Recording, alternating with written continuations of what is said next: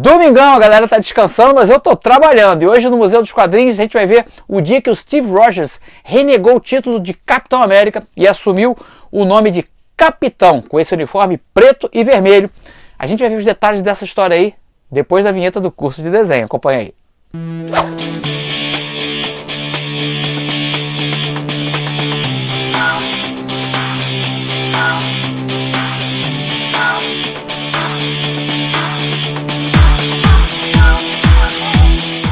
Fica aqui o meu convite para você desenhar comigo lá na Hotmart. O curso Desenho de Super-Heróis é voltado para principiantes, não importa a idade. A partir de 14 anos, marmanjo também pode vir. E lembrando que é um curso que vai bem lá do básico, começa do basicão mesmo. Se você está preocupado, eu não tenho dom, eu não tenho jeito. O importante é, você quer desenhar? Isso que é a pergunta que você tem que responder. Eu quero desenhar, eu tenho vontade de aprender a desenhar. Se você respondeu sim para essa pergunta, então o curso é para você. Nesse estilo de super-heróis. Olha só, e para provar que o curso é totalmente voltado para pessoas que estão a fim de desenhar independente do tal do dom, eu deixei um módulo de graça. 0800, zero compromisso, não precisa de cartão de crédito, não precisa de nada. Você vai entrar aqui no link que eu deixei na descrição desse vídeo, vai clicar no link, experimente uma aula gratuita. Você faz lá uma conta na Hotmart, também é de graça, você não precisa botar cartão de crédito, não precisa dados bancários, nada disso. Você faz sua conta na Hotmart, clica nesse link que eu coloquei aqui do módulo curso, você vai ter acesso a 5 videoaulas e uma apostila PDF e mais um monte de links que eu coloco aqui do YouTube mesmo, de aulões que eu dei gratuitos aqui, para você fazer um test drive, ver se é para você, se você gosta. Se gostar, você tem ainda a possibilidade de fazer a inscrição no curso e experimentar durante 15 dias, aí sim, todo o conteúdo do curso. Então, quer dizer, o risco é todo meu, você não tem risco nenhum. Então, para de bobeira, vem desenhar comigo. Esquece esse negócio de dom e de idade. Já vi um monte de gente comentando, eu já passei dos 50, e daí eu também. Cara, bobeira esse negócio. Você não é jogador de futebol para ficar se preocupando com idade em relação à arte. Arte e idade não se veiculam. Combinado? Então vamos falar então dessa fase aqui que o Steve Rogers abandonou o manto do Capitão América. Que história é essa, cara?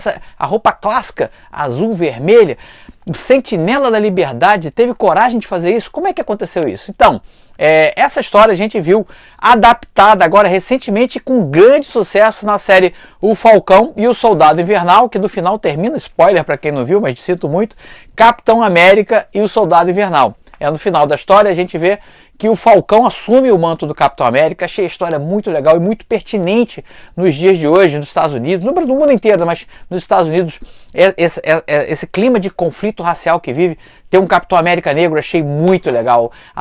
E o último capítulo, nossa, é muito bacana, muito emocionante. Mas a gente vê, durante os 8 capítulos da minissérie, essa coisa de um novo Capitão América, né, assumir o manto, né, o John Walker, que a gente vai ver aqui na série, e logo depois ele assumir essa roupa preta e vermelha. Aqui na história a gente vai ter o John Walker também, só que a gente vai ver ainda o Steve Rogers abdicando mão de ser o Capitão América por conta de pressões políticas, cara. Porque eu sempre achei o Capitão América um personagem muito difícil de escrever, mas ele sempre foi um personagem, eu diria até de esquerda, assim, não sei se eu estou falando besteira, mas ele não é aquele cara que é o funcionário do governo. Ele encarna assim os valores de liberdade, né? Aquela coisa sobre qual os Estados Unidos foram criados, liberdade, justiça, igualdade, aquilo que a gente vê nas séries e nos filmes que eles divulgam sempre. Então o Capitão América para mim é esse cara que é acima de um partido político, ele é acima de um governo, ele transcende, ele vai, vem governo, sai governo, seja democrata, seja republicano, ele está lá exercendo o papel dele de sentinela da liberdade. Quando o governo, então aqui dá a entender que é um governo republicano, chama ele para poder, você é o Capitão América, você é um funcionário do governo, o nome Capitão América pertence ao governo, então apertam ele, aí vocês vão ver agora, nessa sequência de clipes que eu montei aí, nessas histórias que a gente não vai cobrir todo o arco, a gente vai ver só o início do arco. Do Steve desistindo de ser Capitão América, um novo Capitão América assumindo e ele assumindo então aqui esse uniforme preto e vermelho e a alcunha simplesmente de Capitão. Acompanha aí, no final eu volto, cara, tem muita coisa boa que eu separei pra gente ver aqui. Museu dos Quadrinhos e edição de colecionador. Fica até o final do vídeo que a gente vai ver o que vem por aí no canal. Bora aí! A primeira história de hoje foi publicada em Capitão América número 151, lançado pela editora Abril em dezembro de 1991 e que traz a história originalmente publicada em Captain America número 332 de 1987. Argumento de Mark Gruenwald, desenhos do Tom Morgan, arte final de Bob McLeod. Começamos aqui com esse terrorista, né, chegando no monumento de Washington, no obelisco. Ele está ali fazendo um protesto, né, e está com uma ogiva nuclear na mochila, fazendo um protesto bem de extrema direita, assim, sabe? Ele fala que está dando uma força para a corrida armamentista. Ele quer que os Estados Unidos se imponham como uma nação que toma conta do mundo, enfim, que tem que se envolver em guerras e combates. Enquanto isso, o Capitão América está no Pentágono, né, foi conversar com um general lá a respeito de uma coisa que aconteceu em aventuras anteriores, sobre a criação de novos super soldados. Ele está indagando um coronel lá que era o responsável por seria o responsável pelo projeto. O general diz que não sabe muito do que está falando, enfim, fica o dito pelo não dito. E aí, quando ele está indo embora, ele é interpelado por 2 agentes do FBI que dizem que ele foi convocado, né? Está sendo convocado para um problema, para resolver um problema. Ele vai junto com os agentes. E enquanto isso está correndo lá o problema do terrorista, né, em Washington, começa a atirar contra a multidão, aquelas coisas que acontecem nos Estados Unidos, né, que são normais lá. Um país muito belicoso, né, armado, a população anda muito armada, então é uma coisa comum de acontecer. O Capitão América então chega lá para conversar com um conclave de pessoas que se dizem do governo, né? E esses caras falam o seguinte, que cara, olha, você é o Capitão América, o seu nome foi criado por um funcionário do governo, seu uniforme também foi criado, o seu escudo foi criado, tudo pelo governo, e você age como um agente independente. Então o que a gente quer é que você, a partir de agora, comece a agir como um agente americano, o Capitão América. Você não é o Capitão Vingador e também não é o Capitão Solitário, você é o Capitão América. Então, basicamente, o que eles estão exigindo é que o Steve Rogers passe a atuar como um funcionário do governo americano, né? Ele fica muito bolado com isso, porque ele sabe que governos vêm e vão, mas o ideal dele, né, de liberdade, de justiça, de igualdade, é maior do que qualquer governo.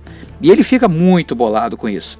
Então ele pede 24 horas para pensar, né? Os caras começam a pressionar ele de todas as maneiras, até em relação a imposto de renda dele, de que ele não é mais um soldado, porque oficialmente ele foi dado como morto, foi dado baixa. E ele pede lá as 24 horas para pensar, né? Enquanto isso, a gente vai ver um outro personagem importante para essa história, que é o chamado Super Patriota, um cara que ganhou superpoderes através do Mercador de Poder, que na série do Falcão e do Bucky aparece a Sharon, a gente fica sabendo, né, no final, e esse cara, esse Mercador do Poder, deu a ele superpoderes. Bom, continua o problema lá em Washington e o Steve, em casa, no quarto de hotel, começa a ligar para os amigos para poder se tomar conselho, né? Eu achei muito legal isso, como ele está fragilizado aqui, como ele se sentiu abandonado, né? E tentando conversar com uma pessoa ou outra que possa ajudá-lo a tomar a melhor decisão, se bem que ele já parece ter tomado sua própria decisão. Bom, em Washington o terrorista continua ali ameaçando todo mundo. O Super Patriota vai até o local por indicação do seu agente. Eles querem ser reconhecido como, né, o novo herói patriota, né? E, cara, o pessoal não dá muita bola pra ele, não. Ele fica lá, sai pra lá, você não tá ajudando. O Steve continua aqui pensando na época que ele deixou de ser o Capitão América pela primeira vez e adotou o nome de Nomad, né, ou Nômade. E não durou muito tempo, né, ele acabou voltando a ser o Capitão América. E continua aqui se aconselhando com namorada, com amigos.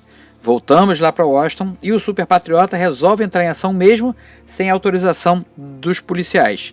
Ele vai lá tentar impedir o cara de acionar a bomba atômica. O Capitão América então entra em contato com os jovens que fazem parte de uma coisa chamada Linha Direta do Capitão América, que se espalha pelos Estados Unidos todos, de pessoas, de jovens que estão ligados a computadores que possam, nem tinha internet nessa época, passar para ele informação de coisas que estão acontecendo pelo país. E o Super Patriota consegue finalmente chegar lá no topo, onde está o terrorista, impede ele de atingir a bomba. O cara acaba se explode no ar, né, o terrorista, e ele acaba desativando a bomba. O final da história é o melancólico Steve Rogers devolvendo o traje e o escudo do Capitão América e abrindo mão de ser Capitão América em prol de sua consciência tranquila. Afinal de contas, ele não quer ser funcionário do governo. Ele quer ser, sim, um símbolo de liberdade, né? Um símbolo de patriotismo, o símbolo que ele sempre jurou encarnar, sendo assim a figura da América pura e não uma América envolvida em política. E assim termina a primeira história. A segunda história, publicada na mesma revista, a gente vai ver aquele conselho então que acabou forçando o Steve a abandonar o traje do Capitão América em busca de uma nova pessoa para encarnar essa figura Capitão América que seja obediente, né, ao que eles estão pedindo, né, que seja um agente americano, né, um funcionário do governo. E aí tem aqui as repercussões da ação do Super Patriota impedindo o terrorista. Ele é entrevistado, ele fica meio famosinho, né? E isso acaba atraindo a atenção daquele conselho, né? O Super Patriota tá lá fazendo o seu treino de Cooper na cidade. Aí tem aqui os caras que se chamam de Bucky, que são tipo ajudantes do Super Patriota. São caras que também têm superpoderes, né? Acabou sendo beneficiados pelo Mercador do Poder. E aí, cara,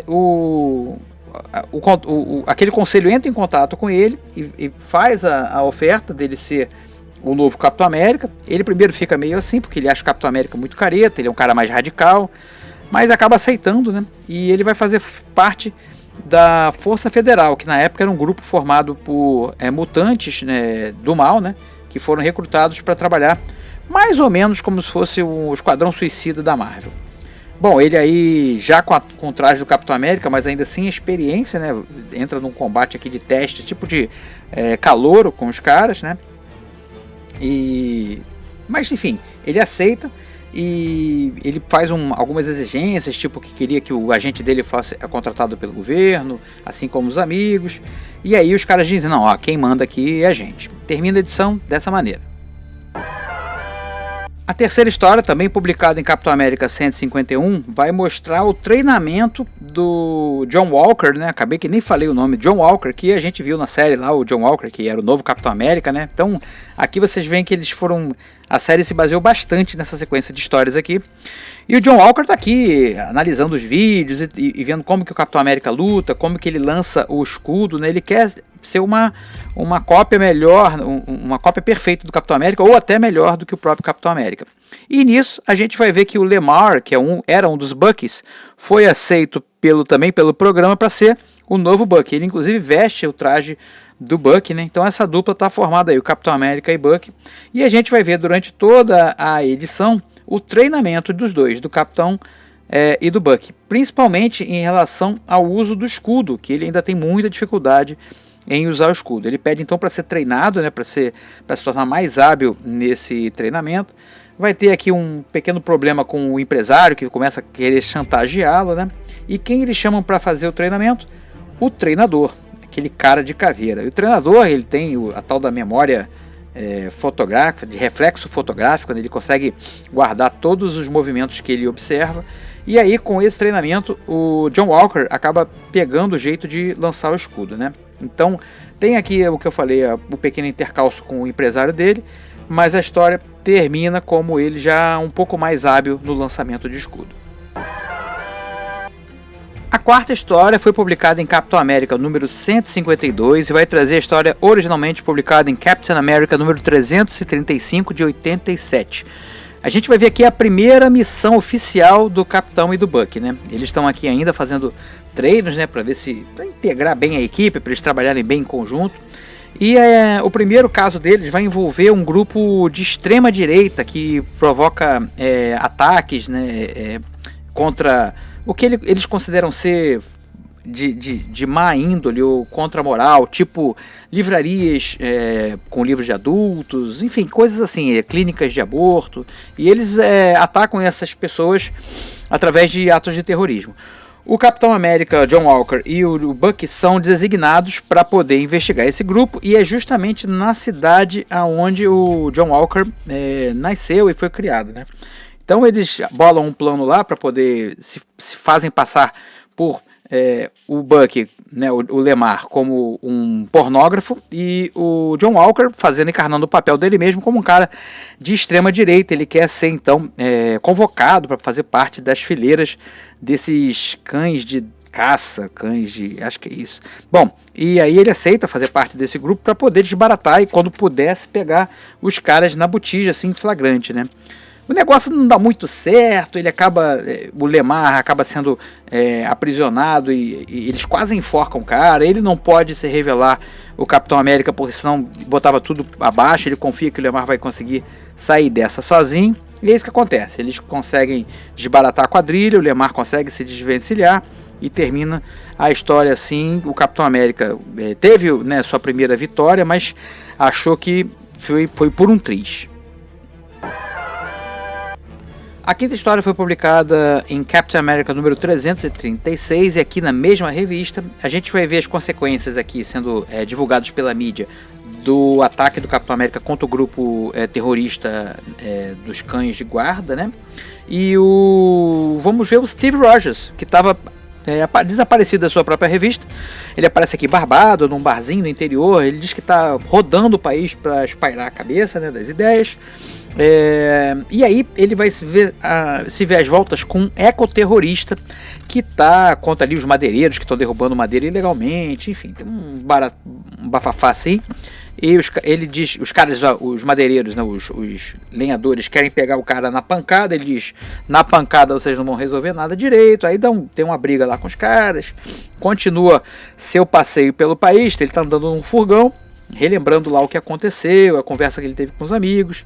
E nisso ele acaba sofrendo um acidente. Um buraco aparece debaixo do carro, no meio da estrada. Ele cai ali.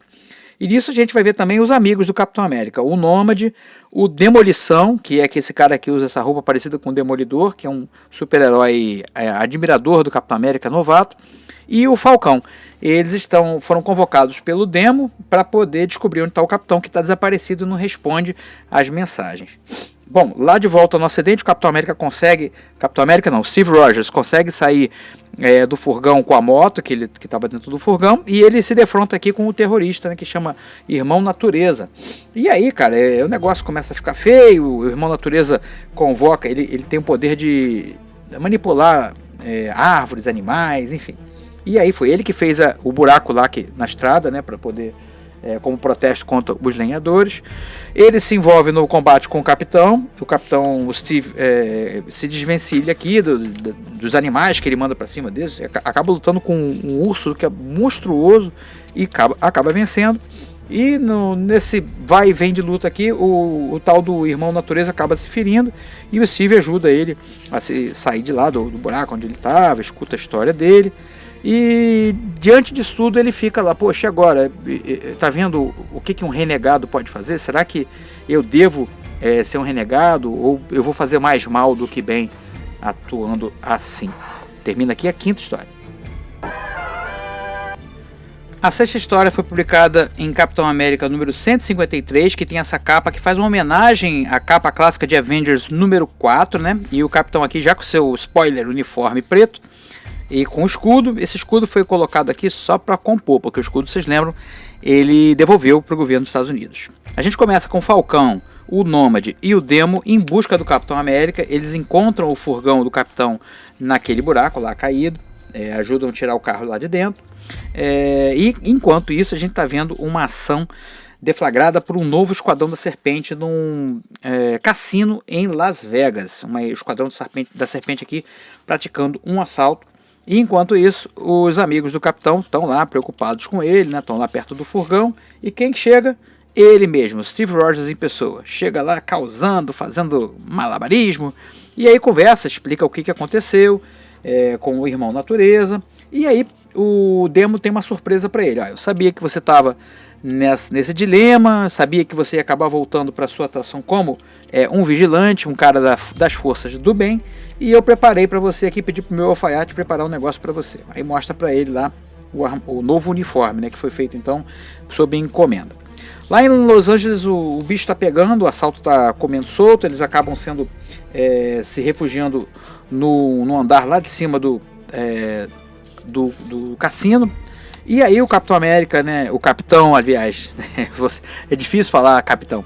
O capitão, né, o Steve Rogers e seus amigos ouvem, né, através da rede de amigos do capitão lá, que ficou sob comando do Demo, do caso que está acontecendo. E é muito interessante que como que eles não têm o suporte aqui dos Vingadores, eles têm um carro basicamente, né? O negócio é do outro lado do país. Aí o Demo, não, eu tenho grana, a gente vai, freta um aviãozinho, em 3 horas a gente tá lá. Eu achei isso bem legal, assim, coisa realista, né? Eles querem fazer o bem, mas não tem os recursos, né? Que os Vingadores chegam lá rapidinho.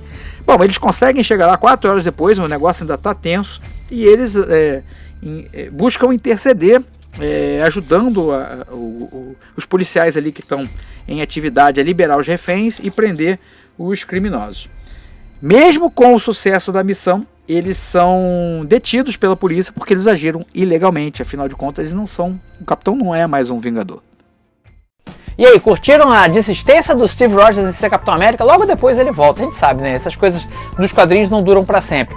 Mas aí também serviu para apresentar o agente americano, né? O John Walker, que ficou o Capitão América, e depois ele assume, como vocês viram na série, não sei se vocês acompanharam a série do Falcão, no finalzinho, ele que assume essa roupa preta e vermelha aí do Capitão.